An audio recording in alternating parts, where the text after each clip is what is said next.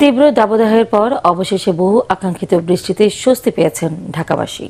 বৃহস্পতিবার রাতে রাজধানীর বিভিন্ন স্থানে বৃষ্টি হয়, কোথাও কোথাও বৃষ্টির সাথে ছিল ঝোড়ো হাওয়া। এদিকে বৃহস্পতিবার সকাল থেকে দেশের বিভিন্ন স্থানেও বৃষ্টি হয়।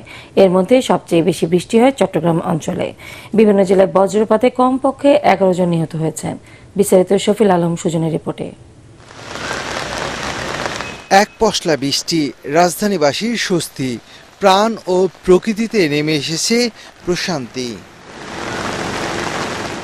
রাজধানীর মিরপুর থেকে আগারগাঁও, গুলিস্তান কিংবা যাত্রাবাড়ি প্রায় সব এলাকাতেই বৃষ্টি হয়েছে।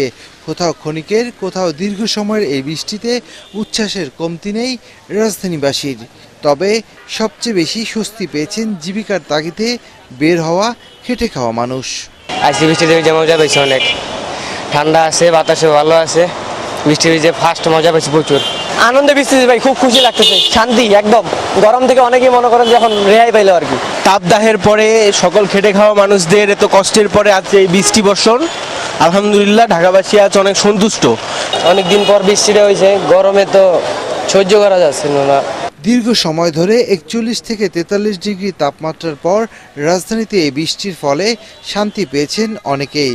তাই তো ঘর থেকে বাইরে বের হয়েছেন, বৃষ্টিতে ভিজতে কার্পণ্য করেনি অনেকেই। তবে ক্ষণিকের এই বৃষ্টিতে রাজধানীর বিভিন্ন সড়কে কিছুটা পানিও জমে গেছে। তবে স্বস্তি ছিল নগরবাসীর মধ্যে। আমাদের খুবই কষ্ট হইতো, প্রচন্ড রোদ এবং গরম লাগতো, ক্লান্ত হইতো শরীর, পানির পিপাসা পাইতো।